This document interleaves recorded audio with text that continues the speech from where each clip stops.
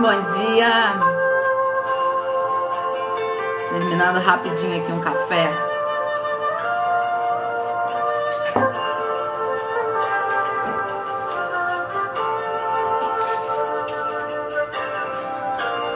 Bom dia para quem está chegando. Muito bom dia. Estamos aqui em mais uma live da esperança. Entrei um pouquinho atrasada hoje, mas em tempo. Todos prontos? Hoje estou aqui com uma música de índios norte-americanos, porque tem a ver com a nossa história de hoje. Bom dia! Bom dia, Simone!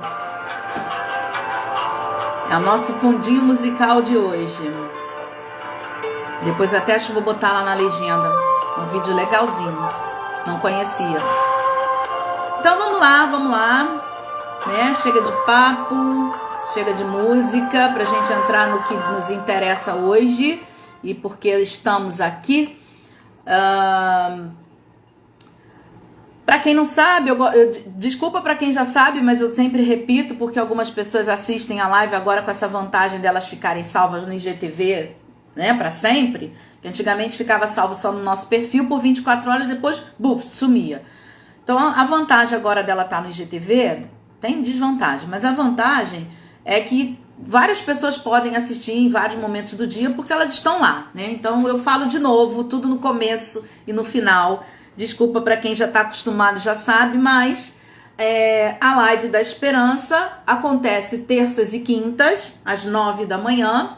E durante o mês de junho eu me dispus a contar histórias para vocês. Já tivemos uma lenda árabe, já tivemos uma fábula, 2 fábulas. Hoje eu trouxe uma lenda indígena dos índios Cherokees. Eu não sei se fala Cherokees ou Cherokees. Essa lenda eu já a conheço há muito tempo e já utilizei ela em palestras, em reunião de preparação de grupo, já usei em ambiente religioso, já usei em ambiente profissional. É uma lenda, uma história que dá muito pano para manga. Ou seja, dependendo da ótica que você quiser utilizar essa história, você vai por esse caminho. Obviamente, hoje, por ser uma live da esperança, eu vou fazer um link dessa lenda com o nosso momento de isolamento social, com essa questão da quarentena e com a importância da gente ter esperança, né? E ela se encaixa muito bem também nesse tema. Então, vou começar a contar aqui para vocês a lenda dos índios Cherokees. Na verdade, essa lenda, ela explica o rito de passagem dessa tribo indígena, que eu não sei nem se eles ainda existem, tá, nos Estados Unidos. Poderia ter pesquisado isso, Mônica, mas depois eu vejo. É um rito de passagem para os índios, para os meninos dessa tribo, tá? Quando eles chegam numa certa idade, que a lenda não explica qual é, mas é ainda um rapaz, um menino, talvez, né? Deve ser lá pelos 13, 14, talvez, ou um pouquinho mais cedo, né? O pai do menino leva ele para... Bom dia, Ana. Tô começando a história agora.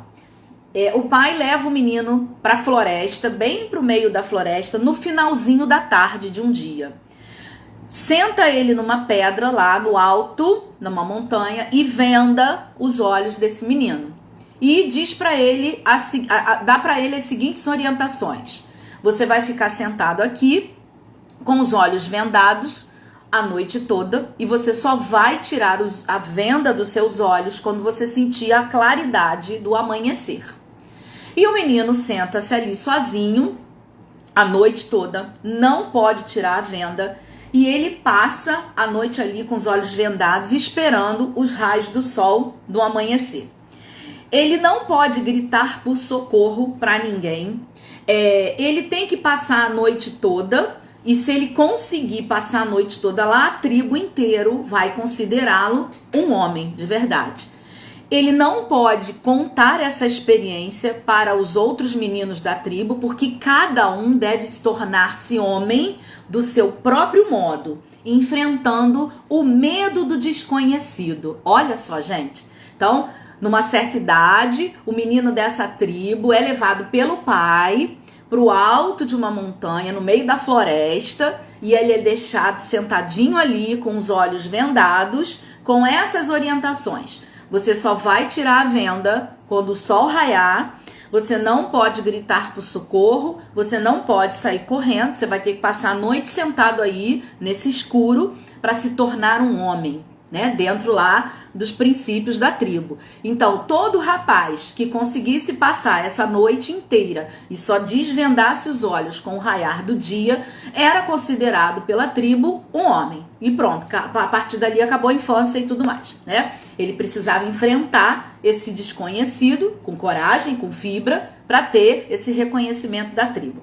Então, obviamente, vamos pensar, né? O menino com certeza fica amedrontado ao longo da noite, ou logo no início, ou no meio da noite.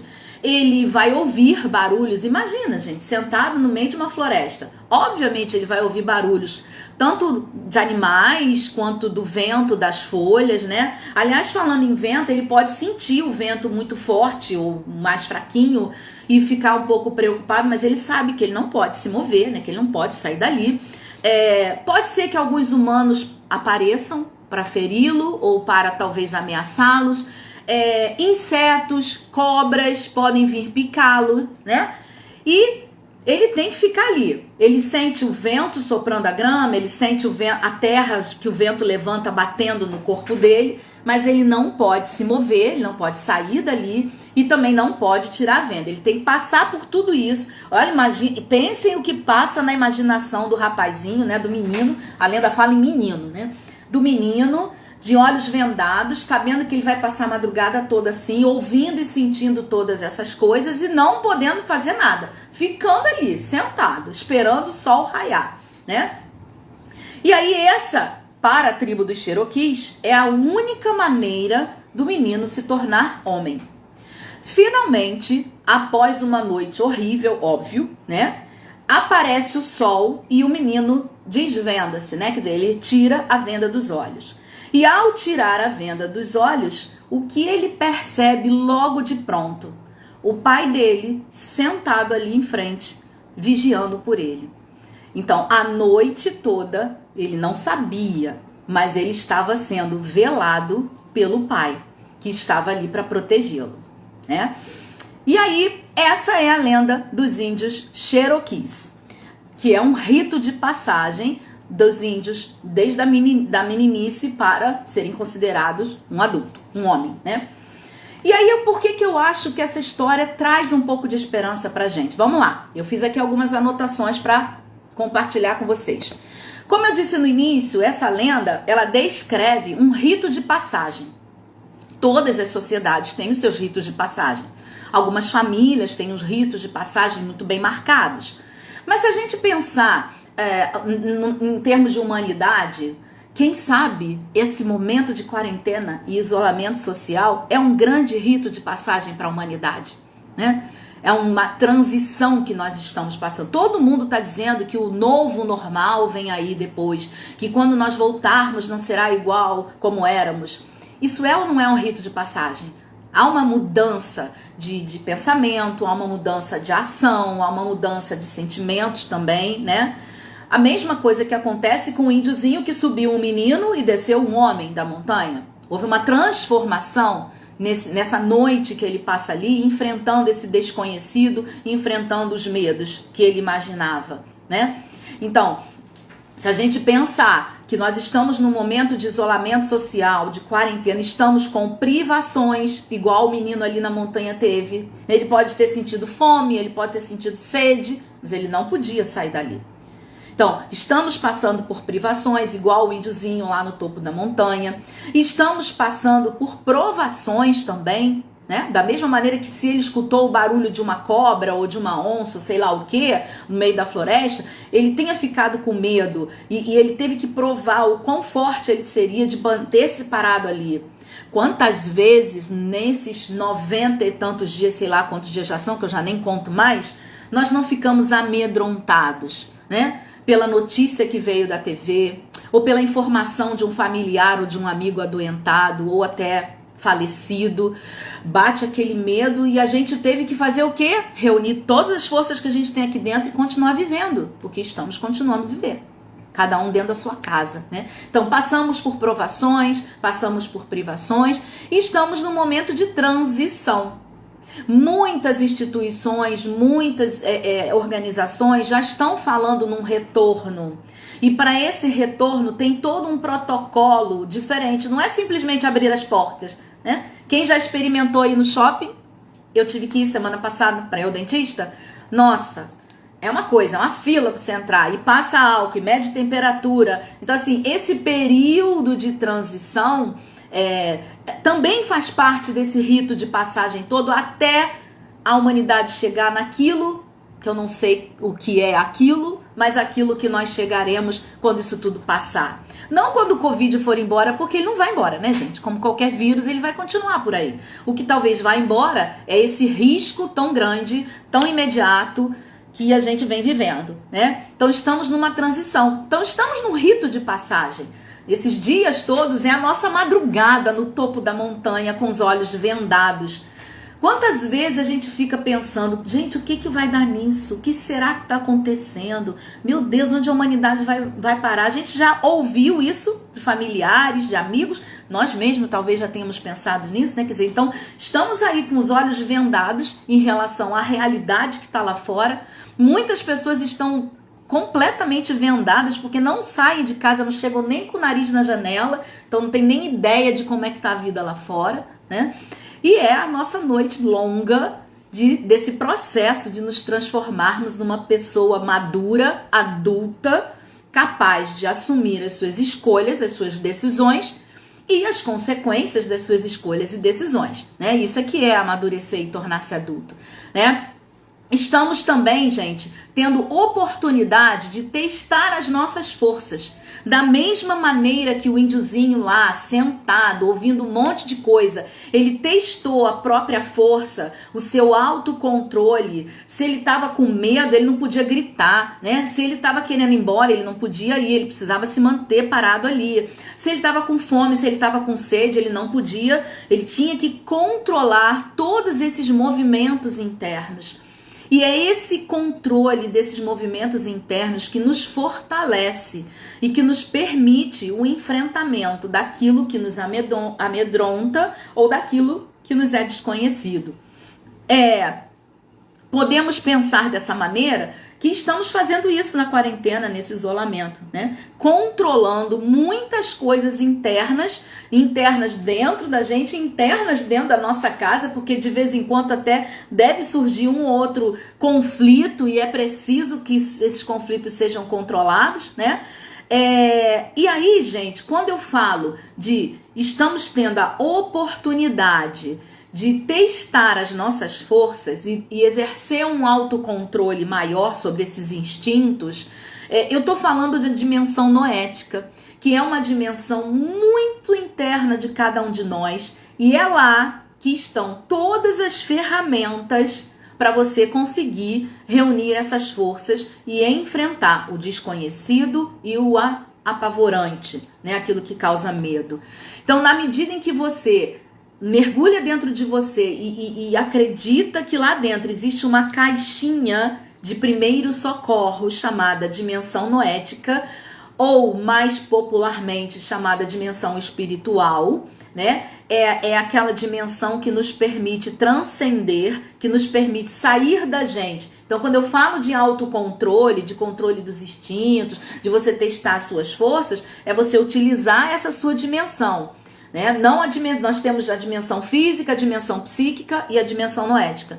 O menino ali sentado, ele não podia usar a dimensão física dele para nada, pelo contrário, ele tinha que controlar muito bem a dimensão física dele. Obviamente, a dimensão psíquica dele estava funcionando ali também, né? Mas era a dimensão noética que estava dando a força necessária para ele enfrentar todas as privações e provações dessa longa noite sozinho, de olhos vendados, no alto da montanha, né?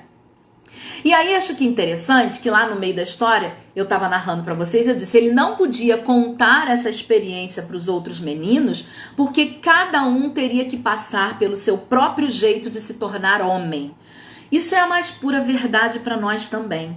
Nós somos seres únicos e a nossa experiência de enfrentamento, de medo, de tensão, é pessoal. E a própria resistência também é pessoal e única. Então eu posso até compartilhar minha experiência no sentido de, poxa, olha, eu fiz isso, comigo deu certo. Mas não significa que com ela vai dar certo, né? Porque a experiência da vida, a experiência de todas essas situações da vida, especialmente as provações e as privações e os medos, é muito única e pessoal, como somos todos nós. Né? A gente compartilha o que funcionou e às vezes até o que não funcionou, porque isso pode ser uma pista, pode ser uma ajuda, mas não que vá funcionar exatamente, porque nós não somos cópias uns dos outros. Nós somos seres únicos e irrepetíveis. Não existe ninguém igual a você no universo. Então todas as suas forças são só suas, todas as suas resistências são só suas, todos os seus aprendizados são só seus, né? E aí também, dentro dessa linha de cada um é único e cada um é repetido, cada um torna-se adulto, amadurecido, consciente das suas decisões, escolhas e consequências do seu jeito. E às vezes, algumas pessoas conseguem isso numa situação muito específica de vida e que de repente para uma outra pessoa, desculpa, às vezes duas pessoas passam por uma mesma situação que a gente pode entender, isso é um rito de passagem. Para uma, pode ser um rito de passagem. E ela é forjada ali com todo aquele sofrimento e ela sai dali amadurecida. Para outra pessoa, aquela mesma circunstância pode não significar um rito de passagem. Pode ser mais uma experiência. Ou porque ela já amadureceu, ou porque ela ainda não amadureceu ou não está pronta, né? Para ficar sentada sozinha a noite inteira de olhos vendados. Certo? E aí eu termino falando que tudo isso que a gente acabou de escutar acerca dessa lenda e essas reflexões que eu fiz hoje trazendo o link com o isolamento social, é que o autoconhecimento permite cada vez melhor e de uma forma mais eficaz o seu autocontrole. Nesse testar das forças, nesse testar daquilo que vem lá de dentro e utilizar a sua dimensão noética para fazer com que você tenha força de seguir apesar da dificuldade, ou seja lá qual for o rito de passagem que você está passando, ou pelo qual você está sendo exposta.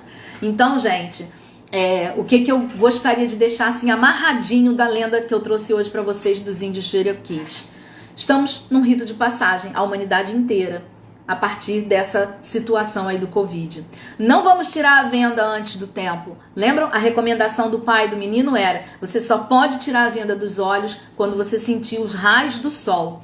Então que a gente consiga tirar a venda dos nossos olhos no momento certo, no momento em que de fato o sol de um novo dia estiver brilhando para a humanidade e que nós todos saiamos da nossa casa mais fortalecidos, mais firmes e mais certos daquilo que a gente deve fazer em prol dessa mesma humanidade que passou por essa longa noite que já fazem mais de 90 dias. Espero que quem estava aqui comigo desde o início tenha gostado. Quem chegou no meio do caminho, recomendando, a live vai estar salva lá no IGTV. E se você teve outras sacadas quando escutou essa história, põe para mim nos comentários, não aqui na live, porque esses comentários agora, infelizmente, eles desaparecem depois que eu encerro a live. Mas pode colocar lá no filminho do IGTV, coloca o que você pensou, você chegou a pensar o que eu pensei, você pensou algo completamente diferente, escreve lá, porque aí é bom que as outras pessoas que vão assistindo a live vão vendo essas outras reflexões. E a gente acaba fazendo uma coisa muito maior, né? Expande um pouco essa ideia de refletir sobre as histórias.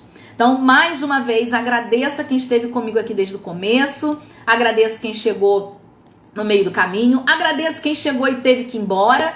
Espero que consiga depois assistir o restinho. Próxima live da Esperança, quinta-feira, às 9 horas. vou trazer outra história, não conto com a história para vocês virem aqui, e eu pediria um favor. Se você assistiu essa live comigo agora, ou se você está assistindo no IGTV, compartilha nos seus stories e me marca, @MônicaValiter, só pra eu ver como é que a coisa tá se espalhando por aí, tá bom? Porque às vezes eu vejo lá, tem assim, 80 visualizações. Uau, quanta gente assistiu uma live, mas eu não tenho mensurado quem são ou que grupos são esses. Então, me faz esse favor, compartilha nos seus stories a live lá no IGTV. Assim que terminar, eu vou jogar lá no IGTV. Compartilha no Zap também, gente. Dá pra você clicar nos 3 pontinhos, aparece assim, compartilhar em... Aí aparece o WhatsApp, você manda pro WhatsApp pros amigos, para as pessoas assistirem e talvez se beneficiarem com essas ideias que eu tô trazendo aqui hoje com a lenda dos Cherokees, tá bom? Quinta-feira tem outra história, tá? Fiquem comigo aqui na quinta-feira também, 9 da manhã, e convido o povo que você conhece para vir assistir a live de quinta-feira. Beijão, muito obrigada, um bom dia para todos.